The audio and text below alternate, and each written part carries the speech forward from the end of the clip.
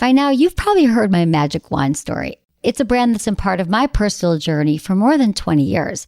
But no matter how many times I sing Magic Wand's praises, I'll never be able to fully capture the story of this incredible brand. Well, now journalist and author Kate Sloan just completed a limited audio series documenting the history and impact that Magic Wand has created over the last 56 years. It's called Making Magic. And the series chronicles Magic Wand's incredible brand story through interviews with nearly 40 experts, performers, business owners, educators, and fans. So I got a sneak preview of this series, and what I loved is that Kate weaves together snippets from all their interviews into this amazing story arc. She covers Magic Wand's journey from appliance store massager to its legendary influence on culture and sexual independence, and it's all just fascinating. The first episodes of Making Magic are available now at makingmagicseries.com or on all popular podcast platforms. Just search for Making Magic or visit makingmagicseries.com today. Thanks for listening to Sex with Emily. Today's bonus episode was recorded a few weeks back. I hosted an incredible panel at South by Southwest in Austin, Texas. If you're not familiar with this conference, it's a massive gathering of people who are passionate about technology, culture, music, and film, and there's also really great parties. So I was invited to host the Future of Femtech panel by the group behind the Safe app, which is an app that lets you show your verified STD status on your phone. So before you get busy with someone, you can show them your status. So what is Femtech, you ask? Well, it's essentially technology, products, or software that are focused on women's health. And this industry has been booming. It's like at 1.1 billion now, but women make up 75% of the buying power, so it's certainly on the rise. So my hope is that this discussion inspires conversation with your friends, your partner, your family, and even your kids. See, the information age is moving so fast, and female and sex-focused technology enables us to manage aspects of our safety and consent, but also pleasure, intimacy, communication, the core relationship aspects that clearly are very close to me. I love being joined by these badass female founders and entrepreneurs, including Christina Kohojeva, founder of Keg, the first fertility tracking Kegel device, Lauren Weiniger, co-founder of Safe, the safe sex app, Adrian Ashley, founder of Lolly, an AI-driven dating platform built on the blockchain, and Alexander Fine, CEO and co-founder of Dame Products, a sex toy company focused on partner-based sex toys. I'm really excited to share this discussion with you. You'll hear a little background noise as the panel was hosted in a pretty busy space. So I hope you enjoyed the show, and I can't wait to hear what you think about it. Thanks. Look into his eyes. They're the eyes of a man obsessed by sex. Eyes that mock our sacred institutions. Bedroom eyes, they call them in a bygone day. Hey, Emily, you got a boyfriend? Because my man E here, he just got his heart broken. He thinks you're kind of cute. A girl's gotta have her standards. Oh my. Do women know about shrinkage? Isn't it common knowledge? What do you mean, like laundry? It shrinks? Can we not talk about sex so much? Are you kidding me? Oh my God, I feel so good. Being bad feels pretty good. But Emily's not the kind of girl you just play with. Okay, so my name's Emily. I host a podcast called Sex with Emily. And like Lauren said, and I'm so excited to be here with these amazing women today to talk about Femtech, the future of Femtech. And so I started a podcast 13 years ago, right? When people were just like, what? Podcasting was first starting. And the whole point was to make sex easier to talk about, right? Because I think that there's just, it's like the one thing we were talking about earlier, like sex and money. And money might be like a little less hard, sex is a little easier, but mostly people just aren't talking about it. So we're all here today because we're all in, businesses that are trying to help women, really the business of pleasure. Like there's not a lot of business that focused on women, their pleasure and safety so we can all enjoy sex more, which is really what my show's about. And so what all these women are here today. And in the last few years, really, there's been such an influx of money and funding to healthcare, to companies that are supporting women, fertility, period tracking, sex toys, dating apps. And so that is why we are all here today. So I thank you to Safe app. You guys check out Safe. It's an incredible app, STD testing. You can send it to your partner, make sure that you're good to go. You can explain that. But everyone, if you could go around and introduce yourselves and say what you do, and then we're going to have a lively discussion and be answering your questions in about 20 minutes. So, thank you for being here. Thank you, Jimmy, too. Okay. Hello. Hey, ladies. I make a Kegel device, which, apart from helping you exercise your vagina, also tracks your cervical mucus, so you get an insight about your intimate health, but also about your fertility and where you stand in your cycle, so you know how to conceive or how to ditch the pill.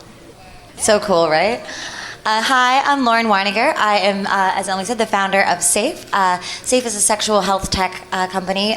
We have an app that lets you show your verified STD status privately on your phone. You can import your status for free from anywhere, and it's also the cheapest, easiest way to get tested. I'm Adrienne Ashley. I'm the CEO of Lolly, and it is an AI dating app that matches you based on sexual compatibility rather than just geolocation and photo. And then when it's time to do the deed, we log sexual consent on the blockchain. Hi, my name is Alex Fine. I'm the CEO and co-founder of Dame Products. We make toys for sex. We are a product development focused with partners in mind. Great, thank you. Okay, I want you guys to start with the basics. What does femtech mean to all of you personally? Well, to me personally, it means that we never had access to a proper technology like in all the other fields. And very recently, finally, we can make this, and everyone is kind of focusing on what no one was really looking at, and it's very important. So to me, it's my world. Yeah, to me, it's, healthcare is obviously a massive industry, but there's this huge underserved market of sexual health and women's health, and it's really the intersection of those things of health that's really related to women, so sexual and healthcare overall. I actually call it sex tech. Yeah. And instead of femtech, because I think men benefit too when we're happier and we have more sex, and then they have more sex, and then the world goes around better. So I call it sex tech. I get a lot more shock value out of it. When I say femtech, I feel like I'm being too politically correct, which feels weird when I'm trying to start conversations about sex, because I really want people to be more open, transparent, and cool about it. I think femtech and sex tech are different things. Like, femtech would be the intersection of femininity or for female, like technology designed for female identifying folk. So tampon companies like Lola, who are disrupting how we get tampons, like they're more in femtech and less in sex tech. Yeah, and then I would also say though, for me, it's a big, like the part of technology, it's like what is really tech? Like I make a really simple hardware. It's a vibrator. It's got an on and off switch. It's not simple. It's awesome. It's awesome, but it's amazing. Simply awesome. Gives you orgasms. It's the real deal. Yeah. Sure thing. Yeah. It's a sex product, and I do. We use a lot of tech in it, but sometimes I also struggle with the word tech in there. But yeah, it's a lot of terms. Well, that's good. That leads me to my next question. How does your company's particular innovations affect sexual pleasure?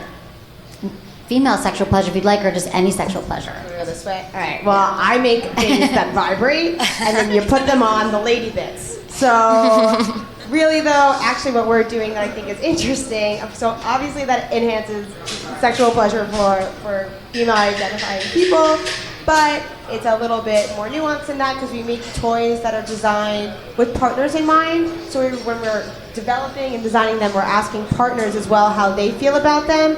And what we want to do is create products that both genders, both sex, can feel great about using. Nobody feels like they're being replaced. So I think because you're wearable. I mean, just so you guys know, if you didn't know this, most women need more clitoral stimulation during sex. And to no fault of anyone else, any size of any other partner. You can wear this during sex, so you get that stimulation and all that. If that's new to you, you should. And yeah, there's also like a huge disparity in pleasure. Women are 4 times more likely to say that sex has been not at all pleasurable in the past year. I think that there's a lot of reasons for that, and one way we can fix that is by making products that resonate with them and also help to close the orgasm gap. I just wanted to say that. Okay. Following on with the orgasm gap, Lolly is an AI dating app, so we have a very smart interface, and it matches you based on sexual compatibility. But we make it so that it's not icky, sticky, gross, and ew. So if you go to some of these naughty dating sites, you are bombarded by a wall of naked body parts. And that's not really how we decide who we're going to sleep with. So instead, we bucket you by ice cream flavors. So if I say a Rocky Road and a bubblegum don't go together, you kind of instinctively know that I'm right, even if I don't explain to you the naughty reasons why. And then nobody's wrong. There's nothing bad. There's nothing wrong with you. You just need to find a compatible mate. And what we do is we get rid of all of the noise. So rather than swiping through 1,000 people where only maybe 1 or 2 might be appropriate, we only give you the 1 or 2. Then you can do a chemistry check on a video chat, decide if you like them, and if you like them, you either meet them for coffee or say, hey, come over.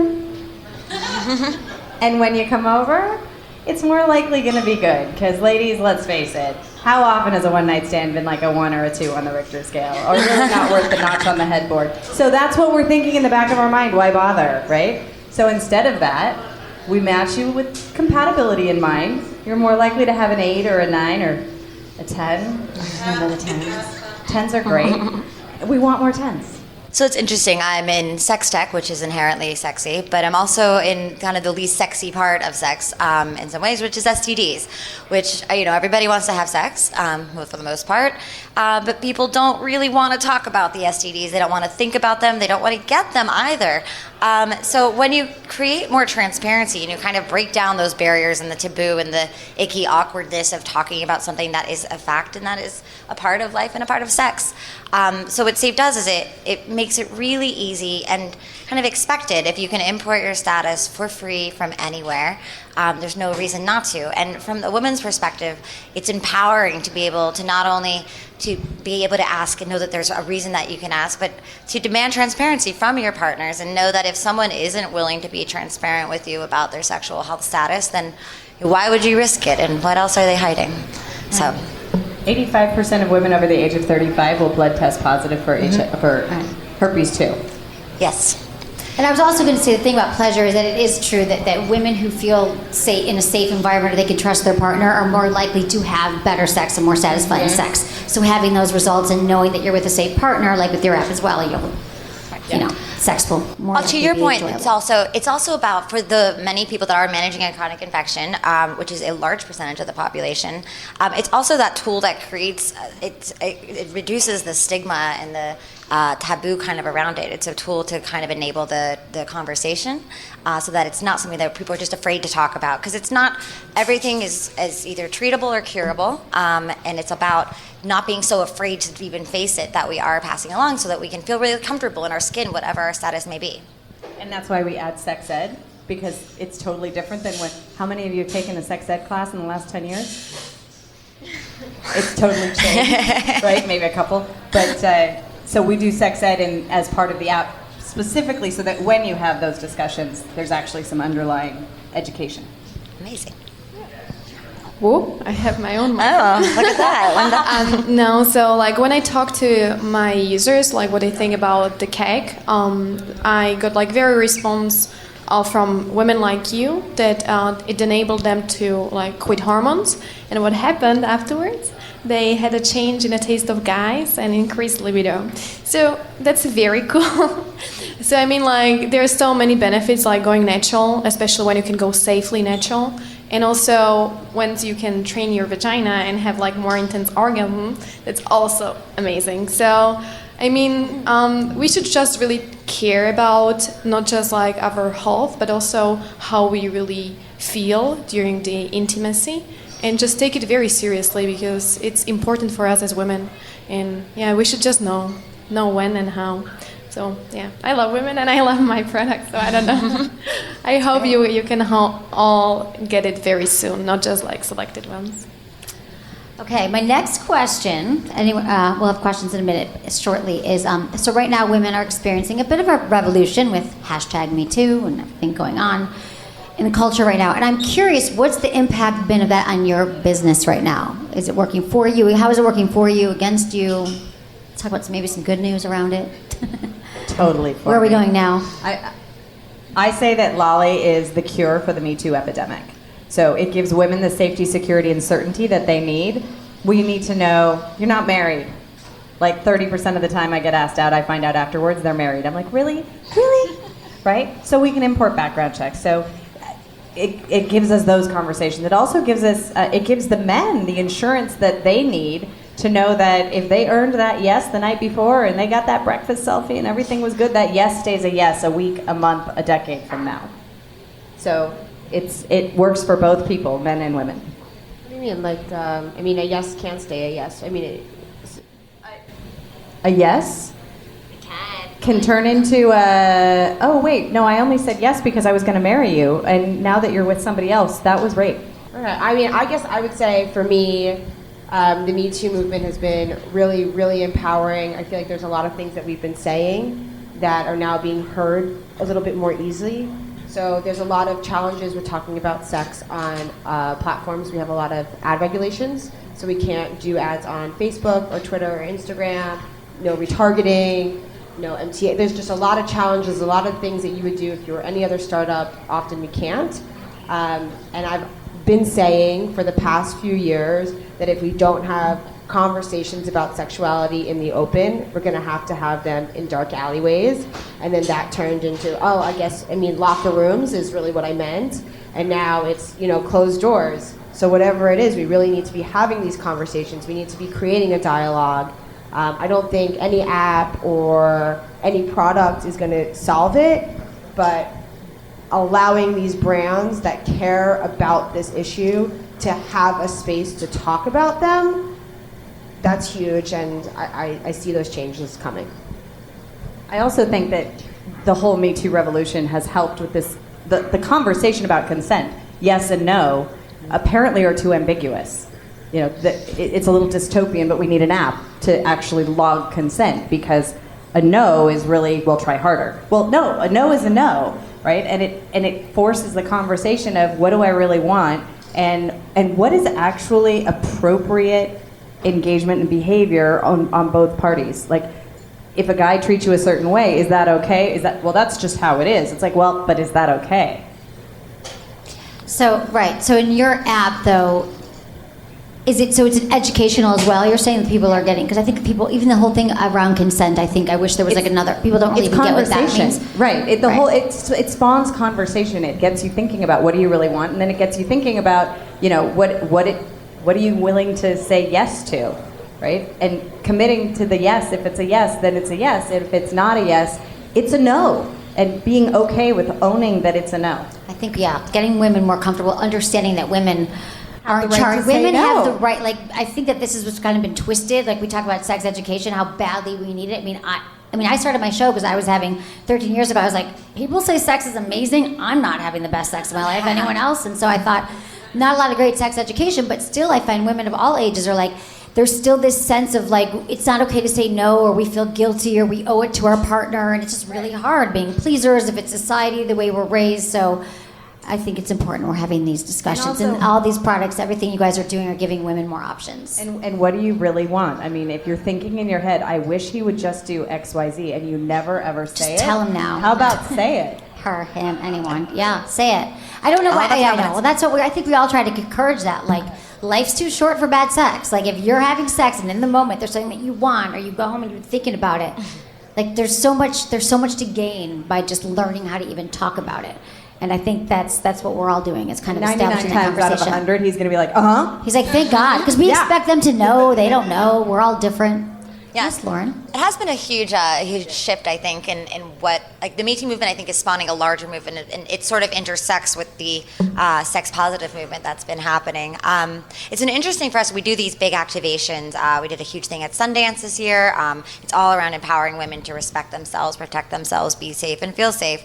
But it was interesting, all the people coming through, they're like, oh, so did you start this because of the Me Too movement and Time's Up and all this? I was like, no, like, we've been working on this for a year. It's quite interesting that the rest of the world is realizing that this is an incredibly important conversation to have at the same time. So, absolutely. And it's it's interesting working on something from a professional perspective that kind of bleeds into the personal perspective, and kind of practicing what you preach, and being empowered on the consent side, on the what you want and sex side, on the being transparent and requiring transparency from partners, and helping the people around you do the same. So. Does your app, you can mark consent? So you said you can. It's such an interesting thing. We've debated that point a lot. There's actually been one pretty major dating app that wants to partner that will do it if we add the consent piece in. My issue with it is, and I'd love to talk to you more about this, is my fear is that it's not always going to be a girl, it's not always going to be a guy, but let's bear with me here. It's girl consents to guy. It's a really nice date and whatever, and they're gonna do it, and I don't see a situation where, at least in some senses, that girl doesn't get raped and he said, I've already got you. Yes, I So- totally agree with that. That's because they don't do it right. So in our app, you open consent. You have your fun. And when you're done, you close consent. You check out safely. So while you're actually having sex, our little Alexa-like feature is listening for a safe word. And if there's a safe word, it's going to call you and say your cat's in the vet, you got to go, and help you get out and extract you. Or Interesting. call 911, knock on the door, hey, something's not good. That's an interesting take. I have guy friends who are like, oh, hell no. Like, they won't even allow Alexa in their house, let alone listening to them having sex. Because you bring up, it's the opposite of the I think the Me Too movement has been such a positive thing, but there is this other side of it that from, when it's in the tech field and all the male investors that are saying, oh, I'm afraid to take a meeting with a woman alone kind of thing. And I think it's bullshit, but it is like this counter side of it. So are we creating fear? I hug them and I watch them, like the sheer panic cross their face. And these are people that I know, and they're like I'm hugging them, and now I have boobs, so it's like a problem. It's the strangest thing. It really is a cultural shift at the moment. But we consider consent over the entire piece, and you don't get consent logged on the blockchain until there's a safe checkout. It makes sense. I think there's all of us working together to solve this issue is, how do we create a space where there's so many, most men are good and most women are good, and how do we create that space but also allow for the bad actors to not? Well, those are the only people that we allow on the app. We have a no douchebags policy. So that helps, and we start with having the women invite their friends, and you're vouched for, and if your friend turns out to not be great and is a problem and goes through our whole grand jury process of getting kicked out, then you get a demerit, and you get 3 strikes, you're out. Keeps people from inviting assholes. I just want to add to Me Too movement that I think not just about the sexual content, but also many other things that affect us used to be forced on women, like choice of birth control, like the way you're treating your body. Like, no one ever asked us about this, and we were just like, yeah, this is the option, take it. Or you couldn't even choose like your birthing position or whatever. And I'm so happy that finally it's okay to say, yeah, it's my body, I want to choose my birthing position. Yes, I also I'm not taking pill even when my doctor tells me you have to, everyone is taking pill, or putting iodine inside you. No, I have this option. No, I'm not doing it. So I think it's finally it really enabling us to say what we really want something else, and we just don't have this one choice. And I'm so happy that this finally happened, because it was so weird before. We're going to take a quick break for our sponsors. I love them. You love them. We're all in love. Thanks for supporting them. And when we come back, you'll hear the next part of the panel discussion. We talk about, there are bad actors in the dating relationship world. There are also a lot of really good people with good intentions. Also, why investors are excited about female founders and their innovations and the challenges around that. We also talk about what's next in the world of femtech and sex tech.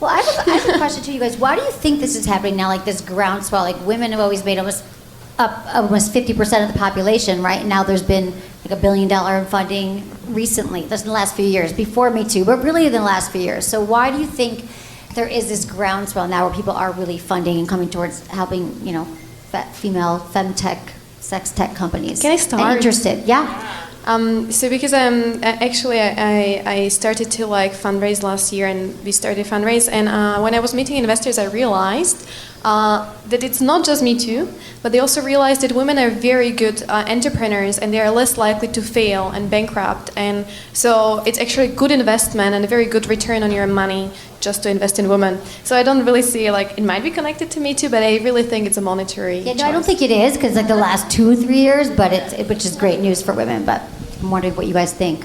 I think that there's been, decades and decades of work on human beings trying to expand their awareness, trying to understand that different human beings have different experiences and come from different places, and that there's value in that. I think that the civil rights movement, as well as earlier feminist movements, have really helped build that, and that it just kind of feels like a swell right now, but it's been there for a long time. I forget what they call it, but it's not like Me It's like the Too. tipping point almost? Yeah, Like it's like a if it's tipping like- point. Like all of a sudden something just finally catches on, and, Right. and Me Too was simple enough to do, to state that like, hey, by the way, this happened to me too. Which, by the way, I've been sexually assaulted. Like that happened to me. Me too. Yeah, and I'm like a Me too. badass bitch, Like, I say no all the fucking time, but that day I did not say no as much as I should have said no, and that's like a little bit of self-blame that I shouldn't do. And I feel like whatever it was, that there was just something there that gave people the space to speak up. And now I think people are just hearing it, and I think that there are a lot of really amazing men out there who are ready to hear it now. Yeah, and I think that again, it's about education too. It's not like the men are all douchebags or whatever. Like They're not. It's not like- at all. it's like a We didn't know. Our 0.5%. society, we were never taught how to interact in different ways. Like it just, there's a lot of learning, education that's going to be happening now, which I think is exciting. And not just bad, like we were talking about bad actors. We love men. There are a lot of really good people that do have a bad 100%. moment or don't know or are learning, because we like to pretend that this conversation about consent is so easy. But if it was so easy, we wouldn't be fucking it up all. And I'm cursing. I've like really switched it on apparently. Yeah, You this can is my fucking podcast But like, as well. Totally it's, cool. It's complicated Podcast. and it is Yeah, nuanced. it is. And women do want to be polite and caring and loving to their partner, and men are told to be persistent and give it a second go. So that's a problem, and let's talk about it and not Right. pretend. And a lot of time it worked, right? With women. We're like, no, I get it. It's murky. It's confusing. And political correctness doesn't help. I will just say, I was teaching a class for Intel, and I was I accidentally dove into the Me Too situation, and I said, you have to treat it like dog training, right? And I was trying to be funny, but like you have to do those corrective things in the moment. Like if a guy goes, "Wow, your boobs look really nice in that dress." That he meant it as a compliment. He didn't mean it as inappropriate. But you need to go, whoa, dude, that was like a little Weinstein, and like something. And the HR people went absolutely batshit. They're like, oh my God, we cannot send that out to anybody because they know better. They're not allowed. We have rules and there's protocol, and they are not allowed to say anything like that. And they know better. And I'm like, if they knew better, they wouldn't do it. They really don't. They don't have the EQ. You're talking about a lot of tech guys that don't necessarily know where that line is because they're really not clear.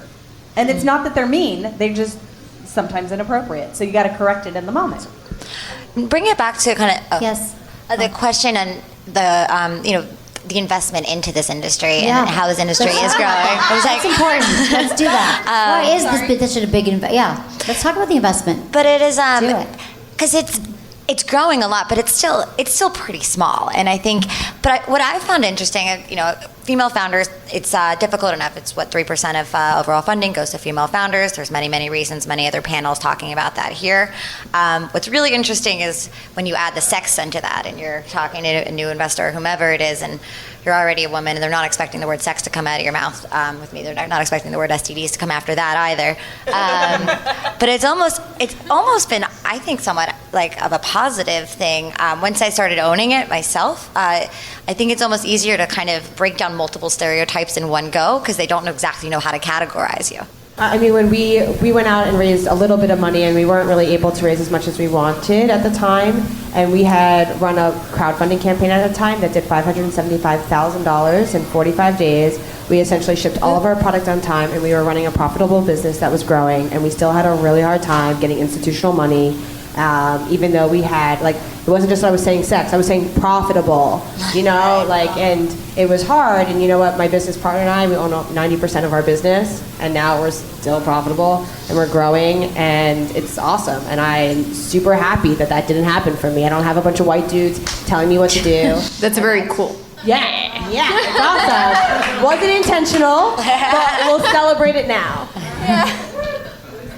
It's so funny how they sometimes doubt, like, yeah, but how many people would buy this? Like, come on, we are half of the planet. Like, And spending power. We spend more of household income too. Like it should be way more than the billion. Yeah, and like there's been a groundswell, but there's a lot more that we should be doing. yeah, and actually, like, they have the access to the information. They know that women are the decision makers of the almost all spending, and they're like, still like, hey, you have vagina? Wow. I was with about so crazy. 50 VCs this morning for breakfast, and I'm one of a handful of women. They're mostly white guys, and I ballsy pitched them, and like the look of fear, like.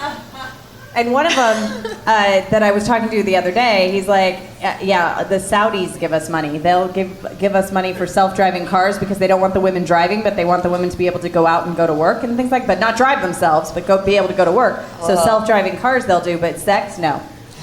Not I yet. mean, they're just, it's so interesting because it's not just the VCs, it's where do the VCs get money. There's also the morality clause. So there's also something called a sin clause or a morality clause that's often tied into a lot of contracts. It's just there because, like, obviously no one wants to invest in, right, no gambling, no sex, sometimes no politics, no guns, sometimes no cannabis. But isn't it interesting that sex is in the same category? I mean, I'm a fan of cannabis Sex as and in guns like, are but like- it's drugs, sex, like drugs, guns, and gambling are those are sins. Like sex we is can not agree, killing like we anybody. can like our vices, but like we all pretty much came from sex here. Right, sex, if anything, has like increased humanity. I don't think people have died. I'm sure someone's died from sex, but like most for them. haven't died from sex. They've gone to the hospital. Many a story. Yeah, it's crazy to look at that comparison. I often see sex companies being stigmatized a lot more aggressively than gun companies on platforms, which just drives me indignation, you know? Can you guys, speaking of the other platforms, I'm curious, what has been successful for you guys? Because being in this industry, sex, there are a lot of limitations, like advertising on Facebook, or there's a lot of other barriers and hoops we have to jump through. So maybe you could talk about some of those challenges and how you overcame them. So- if anything comes up. The consent conversation, viral. Everybody loves it. Media going for it. God forbid I match you based on sexual compatibility so you can have an orgasm. Oh, no freaking way. They can't talk about that. Cannot talk about that whatsoever. But consent, we can talk about that. Facebook, you can advertise condoms, but you cannot advertise condoms ripped for her pleasure. Right. So, Yeah, it's female pleasure. And That's it's why not you just can't. female pleasure, and they think it's for all pleasure, but if we look at it, there's no way this is not negatively impacting women more than it is negatively impacting men. To me, that seems like a clear thing. That's what's happening from it. But Facebook, I think, has a lot of things happening right now where they're trying to be a little bit more careful about what is advertised and what is pushed, and I'm excited about that and happy about that. But I think they need to open it up and be a little bit more nuanced. They shouldn't have just cold hard, if you sell this product, no. And if they're gonna do that, like guns, okay, but things that just make people happy, it's challenging for me. I don't get it. I feel for you. I mean, like, it's very interesting. How come social media, they ban stuff like, when you talk about your health down there, or like about the child labor or something, you're just getting banned, and like, wow, that's interesting. We're not even supposed to talk about it in our private groups because it's not appropriate. Now it started to change, and I also, like, there was a huge petition on Instagram, like, that Instagram should allow, like, our pictures, like, when we deliver babies, or like when we take breastfeeding, take care of our vagina, like, that's all should be allowed. And I mean, like, yeah, you should support it. But it's naked. Oh yeah, wow. Well, yeah. Everyone was born one day, so what? Yeah, it's interesting for us because I think of all of us, like, you have probably the biggest challenge with, like, online marketing, right? And, like, for me, I get to kind of straddle this. It's sex, but it's healthcare, and it's this epidemic. So I do, but I have to lean. I want to lean up farther into that because that is, like, the mission behind our company. But also, it's hard to, it's a consumer advertising play, and it's hard to really talk to your consumers when you're having to kind of filter it and put the, like, things on. So we're still working out some of it, and it's really, how do you allude to it without actually showing and telling? But it doesn't make any sense to me. So I would actually very much enjoy just chatting with you about it later. Like, I just have to say this. So, our product, it also has vibrations for good user experience. And of course I can't say this. Like, we can't, we have to talk it. Oh yeah, it's very beneficial for your intimate life and fertility. You have all this information, power, but user experience, oh wow, no. Orgasms are good for women's health, though. I mean, like, it's good for depression, it's good for anxiety, it's good for your skin, but you don't look at it like that. That's all legit. What do you guys see? It is. Orgasms are healthy. Talk about the vibrations. What gets you guys excited about this industry, and what do you see in the next 5 years where it's going? Like, what's the things that you're most excited about where it's going? I mean, it's all happening. I feel like we're here, we're talking about it. Women's Day's been bigger and bigger. There's clearly more space for it. And I mean, I can just tell you in the past 3.5 years that I've been doing it, the reactions I'm getting, it's just changing. Like, it's so... You can just feel it, yeah. You can just feel it. So I'm so excited to make more money. Awesome. I think in the next... You gave me 5 years? Yeah, 3-5 years. You can do what... Yeah, 10. Five. I'm open to wherever you're driving right now, whatever you're feeling. Hashtag brand new Congress. Female-centric. How about having women on the Commission on the Status of Women? That would be awesome. Politically, I think that everything has shifted. I think actually, if we can go there with the politics, I think we are now pissed off enough to actually get changes made that we want, that we need, that are going to benefit all of women. And I think if Facebook will let me advertise a dating app, which they wouldn't. It's like trying to advertise a dating app. They're like, nope, sorry, your industry is banned. I'm like, what? Totally. It changes. My girl was sucking on a lollipop, and apparently that was just a little too lascivious for them. So, I would like to see more people be more open and have better conversations and more open conversations and be able to talk about sex like they talk about, what are you having for dinner? Yeah, I'm really excited for I think we're starting to scratch the surface of the taboo and the stigma to start going away. It's just starting. I think there's a really long way to go, particularly when it comes to the STDs side of things. I think it really intersects well with the rise of the sex positive movement. And as that's happening, and as SAFE as a tool is becoming available, and women in particular, but all people are being able to actually ask their partners and have an answer that they can actually trust, and also have a tool to talk about it when they are positive for something. I think there's like a transparency empowerment kind of a thing that is really starting. I think in 5 years I would just love, and I think we will see where it's just expected and it's normal and it's a conversation that you have just like any other. Yeah, that's what I think we're all doing. What I want to say is that I think what we're going to see is that it's just going to become more normal. Like, of course, you talk about consent. Of course, you talk about your STD status. Like, you're going to use protection. Toys, or people are going to think they're going to be replaced by toys. They're going to see that it enhances their relationship. So, it's all good stuff. But we can say... Yeah, I'm so happy that finally, as you say, sex tech is getting really techy. And I think it's just it's not happening in 5 years. It's happening already now. And big pharma companies, they are announcing that they have losses, and women are getting off the pill and they want to go natural and know their bodies. And you really think that this field was so neglected. And for example, the chips that we use. They had been used in food industry for ages. No one ever bothered to really provide us with some high tech.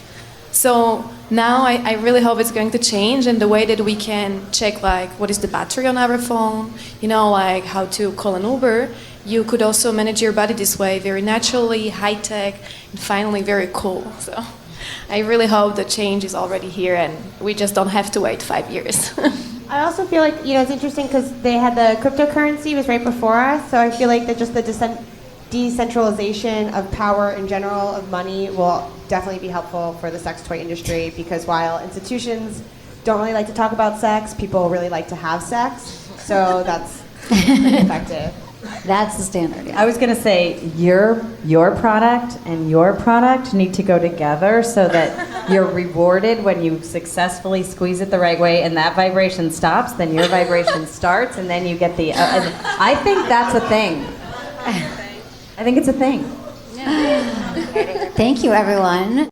Thank you again to the SAFE app for asking me to host, and all of the female founders who joined me. Also, thank you to River Ecosystems for additional support. The SAFE movement is supported in part by the American Sexual Health Association's Yes Means Test campaign and Trojan Condoms. These organizations have joined forces to address the STD epidemic, which has reached an all-time high in the United States, with 1 in 2 people getting an STD by age 25. Thank you also to my team for producing and editing this show. Was it good for you? Text Ask Emily to 797979.